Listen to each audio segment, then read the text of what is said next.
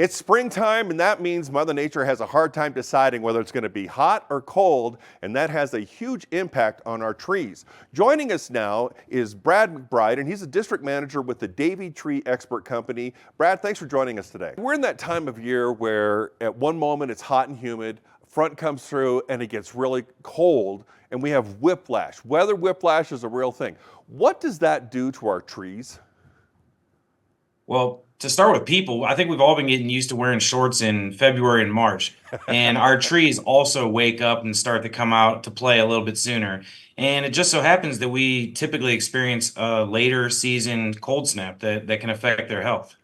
And what does that actually do to the tree itself? I mean, I know when I see the buds that are coming out, and it just seems like it would be bad if it starts snowing on them.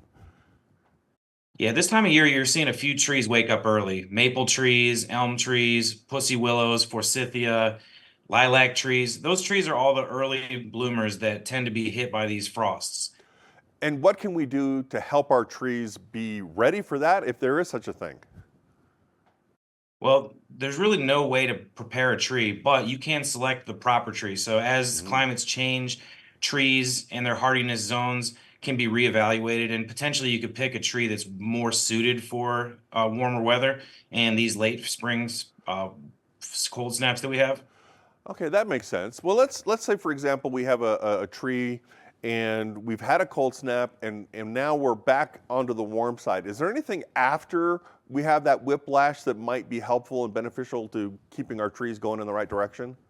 Yeah, the damage to the trees may not be apparent at first. It may show up later time in the year, which is, a good reason to call an arborist, have the tree inspected, make sure that the proper health protocols are in place, fertilization, mulch, and then pruning is often employed to take care of dead twigs or sections of the tree that have been impacted by the frost. What is a good way to, or an idea or a plan to trim your trees properly?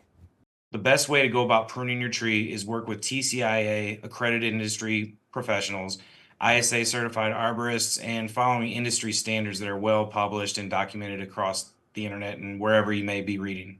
Well, because I'm sure it's also every tree's different, so they're going to have different protocols. Is that correct? Correct. Each tree will respond differently to its environment and so forth, but the proper methods for pruning is based on the anatomy of trees, which all woody plants are similar, and the techniques can be traced back to those industry standards.